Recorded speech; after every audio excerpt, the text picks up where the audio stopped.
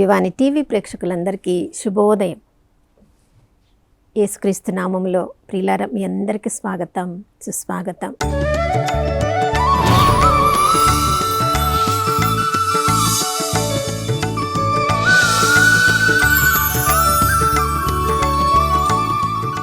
గడిచిన కాలమంతా ఏ ఆపద, ఏ అనారోగ్యం రాకుండా ఈ నూతన ఉదయంలో మనల్ని సజీవుల లెక్కలో చేర్చిన ఆ దేవాతి దేవునికి మనసారా వందనాలు తెలియచేద్దాం.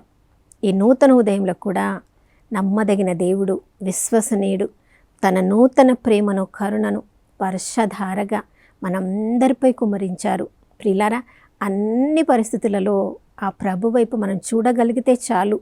తన యొక్క శక్తి సామర్థ్యములను ఉపయోగించి తన దూతలను పంపించి అన్ని పరిస్థితులలో మనకు విజయం ఇచ్చే ఆ దేవుడు మనకు తోడుగా ఉన్నారు. కాబట్టి ఈరోజంతా ఆనందంగా జీవించుదాం.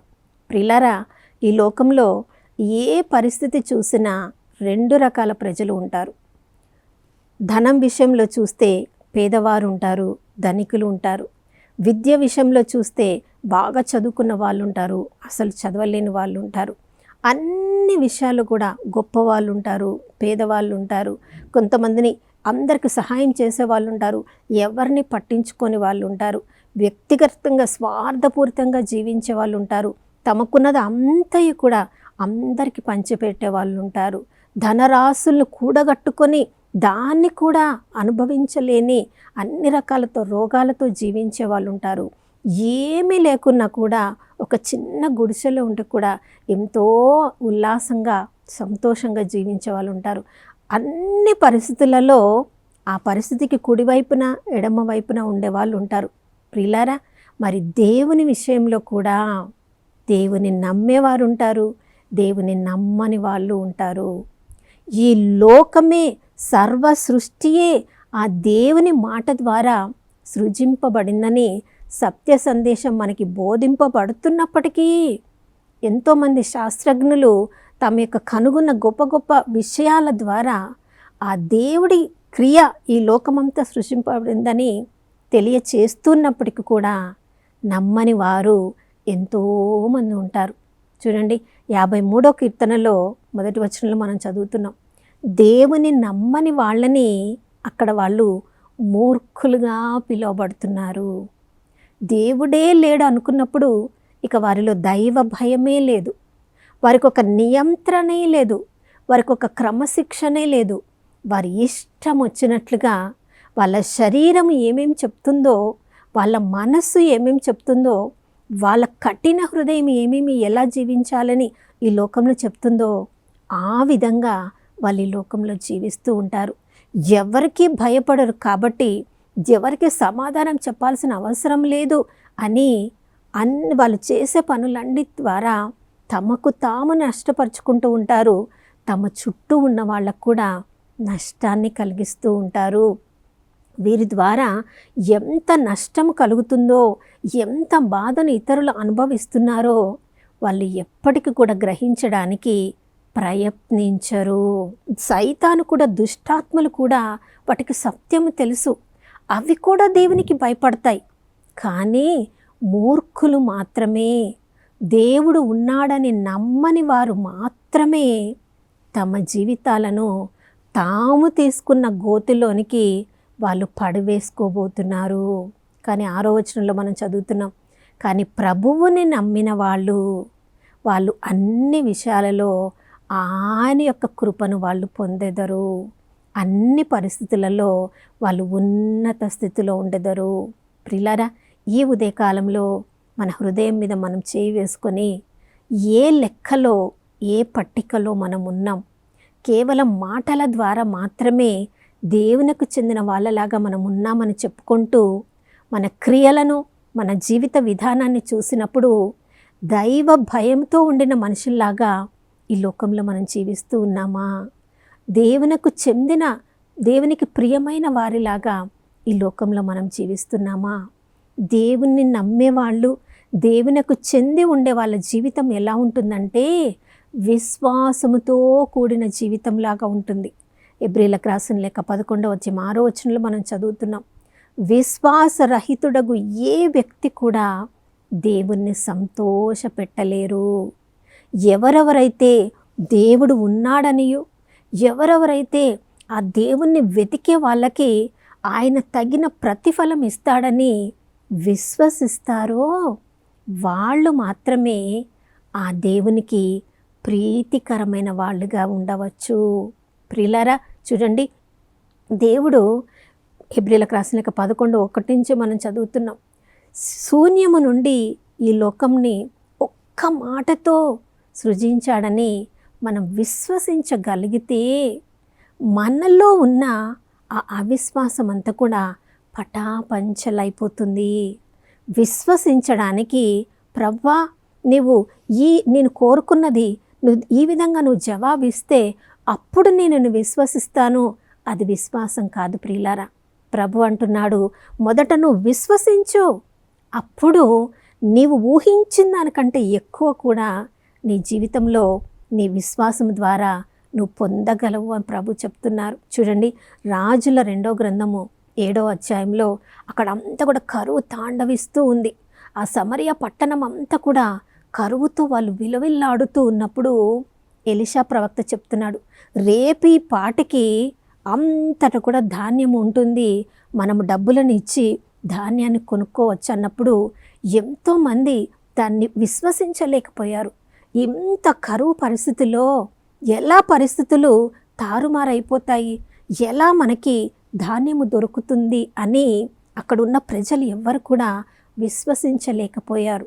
కానీ చూడండి, అక్కడ ఒక 4 కుష్ఠరోగులు ఉన్నారు. తమ పరిస్థితి, నగరంలో ధాన్యం ఉంటేనే ఎవరైనా వాళ్ళకి కొంచెం దానం చేస్తారు. నగరంలోనే ధాన్యం లేకపోతే ఇక వాళ్ళ పరిస్థితి ఎంత అగమ్య గోచరంగా ఉండవచ్చు. కానీ ఆ 4 కుష్ఠరోగులు తమ పరిస్థితిని దేవుడికి సమర్పించుకుంటున్నారు. వాళ్ళు అనుకుంటున్నారు, ప్రభా ఇక్కడే మేము మా స్థలంలోనే మేము ఉంటే ఆకలికి చచ్చిపోతాం, లేదా నగరానికి వెళ్తే నగరమే కరువులో ఉంది, వాళ్ళు కరువులో అలమటిస్తున్నారు, సో నగరానికి వెళ్ళిన సమరయ పట్టణంలో ఆకలికి మేము చనిపోతాం.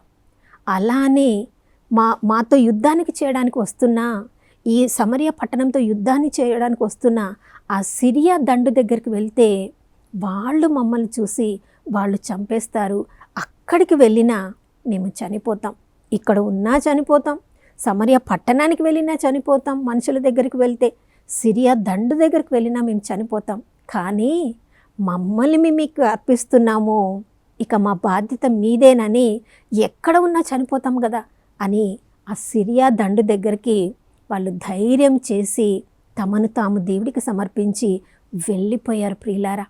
కానీ వారి విశ్వాసాన్ని గమనించిన దేవుడు చూడండి, వాళ్ళు ఆ సిరియా దండు దగ్గరికి వెళ్ళినప్పుడు అక్కడ ఎవ్వరు కూడా లేరు, ఒక్క మనిషి కూడా లేరు. కావలసినంత భోజనం ఉంది, కావలసినంత వెండి బంగారము పట్టు వస్త్రములు అవన్నీ చూసినప్పుడు ఎంతో సంతోషం. వాళ్ళందరూ ఆ పరిస్థితిని, వాళ్ళు కావలసినంత భోజనాన్ని భుజించి, రండి మీరు కూడా, అక్కడ అవన్నీ ఉన్నాయి, మీరు కూడా రండి అన్నీ తీసుకోండి అని సమరయ పట్టణంలో ఉన్న వాళ్ళని పిలిచినప్పుడు ఆ ప్రజలు కూడా వచ్చి, నిజమే కదా, వచ్చిన ఎలీషా ప్రవక్త ద్వారా ఇచ్చిన ప్రవచనము దేవుడు ఎవరెవరు విశ్వసించారో వారి పట్ల నెరవేర్చాడు, కానీ ఇది ఎలా జరిగింది అని వాళ్ళు గమనించినప్పుడు దేవుడే వారి తరపున యుద్ధం చేశాడని, రథాల శబ్దము వచ్చేలా ఆ సిరియా దండుకు వినిపించేలా దేవుడు చేసినప్పుడు వాళ్ళు సమరయ పట్టణం నుంచి వాళ్ళు నాయకులు వస్తున్నారు, సైనికులు వస్తున్నారని భయపడి ఆ స్థలాన్ని వదిలి సిరియా దండు అంతా కూడా పారిపోయి ఆ స్థలాన్ని వాళ్ళు ఒంటరిగా వదిలివేసి వెళ్ళిపోవడాన్ని దేవుణ్ణి వాళ్ళు నమ్మారు కాబట్టి నమ్మిన వారి పట్ల దేవుడు చేసిన గొప్ప కార్యాలను వాళ్ళు గమనించారు ప్రియులారా, గొప్పగా స్తుతించారు, దేవుని నామాన్ని మహిమపరచారు.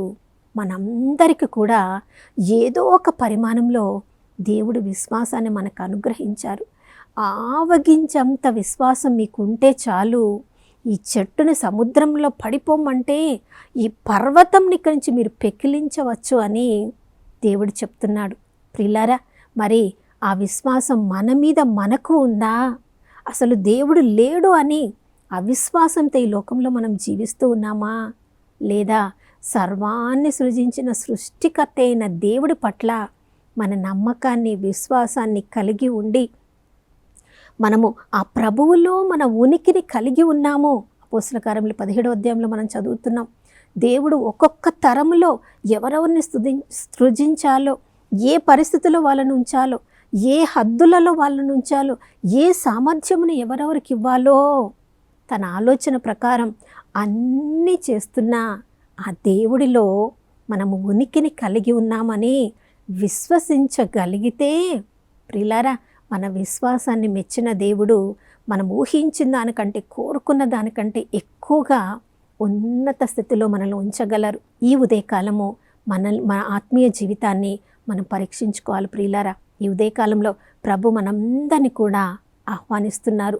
ఎవరెవరైతే విశ్వసిస్తారో వాళ్ళ హృదయం నుండి జీవజల నదులు ప్రవహిస్తాయని ప్రభు మనందరికీ కూడా ఆహ్వానిస్తున్నారు. కాబట్టి మన విశ్వాసాన్ని మాటల్లో మాత్రమే కాదు, క్రియల్లో చూపించి మన ఆధ్యాత్మిక వెలుగును అందరి ముందు ప్రకాశింపచేసేలా దీపస్తంభం మీద నిలబెట్టబడిన దీపంలాగా మనందరినీ ఈరోజు మనల్ని ప్రభు ఆశీర్వదించబోతున్నారు. కాబట్టి ఆ ప్రభు పట్ల ఎవరెవరు విశ్వాసం కలిగి ఉన్నారో దాన్ని బట్టి ప్రభుకు వందనాలు చెప్పడానికి మనం అందరం కలిసి ప్రార్థించుకుందాం. నాతో ప్రార్థనలో ఏకీభవించండి. పరిశుద్ధమైన దేవానికి స్తోత్రములు తండ్రి. నిన్ను నమ్మిన వాళ్ళని ఎవరిని కూడా చేయి విడువని దేవుడవయ్యా, నీకు స్తోత్రం అయ్యా. సరస్సు మీద మీరు నడుచుకుంటూ మీ శిష్యుల దగ్గరికి వచ్చినప్పుడు ప్రభా, మిమ్మల్ని చూసి వాళ్ళు భయపడ్డారు. కానీ పేతురు ధైర్యంతో ప్రభా, మీరైనట్లయితే నేను కూడా నీటి మీద నడుచుకుంటూ మీ దగ్గరికి రావడానికి నాకు ఆజ్ఞనివ్వండి అని విశ్వాసంతో పలికినప్పుడు ప్రభా రమ్ము అని మీరు చెప్పగానే అయ్యా, నీటి మీద నడవడానికి కావలసినంత విశ్వాసాన్ని పేతురు గారికి ఇచ్చారు. ప్రభా మీకు స్తోత్రం నాయనా. నేను మిమ్మల్ని ఎరుగనని బొంకిన వాడిని, కానీ చివరిలో మీ కొరకు హతసాక్షిగా మారడానికి ధైర్యపు ఆత్మను, విశ్వాసపు ఆత్మను ఇచ్చారు. ప్రభా మీకు స్తోత్రం. పరిస్థితులను చూసి మేము భయముతో, బాధతో మా విశ్వాసాన్ని పోగొట్టుకొనకుండా ప్రభా నాయన చివరి వరకు ధైర్యవంతులమై దయానిధియగు మీ యొక్క సన్నిధిని చేరి కృపను పొందునంత వరకు కూడా మా విశ్వాసాన్ని దృఢంగా ఉంచుకోవడానికి మా అందరికీ కృపను అనుగ్రహించమని యేసయ్య పరిశుద్ధ నామములో అడిగి వేడుకొనుచున్నాము తండ్రి, ఆమేన్. అవును ప్రియులారా, ఫిలిప్పీయులకు రాసిన లేఖ 4వ అధ్యాయం 13వ వచనంలో అందుకనే అపోస్తలుడైన పౌలు అంటున్నాడు, ప్రభు అనుగ్రహించే శక్తి ద్వారా, ఆయనలో నాకున్న ఆ ప్రభు ఇచ్చిన విశ్వాసం అనే వరము ద్వారా నేను అన్నీ కూడా చేసి ముగించగలను. మనం కూడా ఆ ప్రభువులో విశ్వాసం ఉన్నట్లయితే ఈ లోకంలో మనకి ఆ ప్రభు శక్తి ద్వారా అసాధ్యమైనది లేదు ప్రియులారా. కాబట్టి ప్రభు పట్ల ఈరోజు నమ్మదగిన వారంగా, ప్రభు పట్ల విశ్వాసం ఉన్న వారంగా ఈరోజు మన మాటల్లోనే కాదు క్రియల్లో కూడా ప్రభులకు సాక్షులంగా జీవించుదాం. మరొక నూతన శుభోదయంలో మనం అందరం కలుసుకునే వరకు దివ్యమాన టీవీని వీక్షిస్తూ ఉన్నాం. ప్రభువు మనతో ఉన్నారు.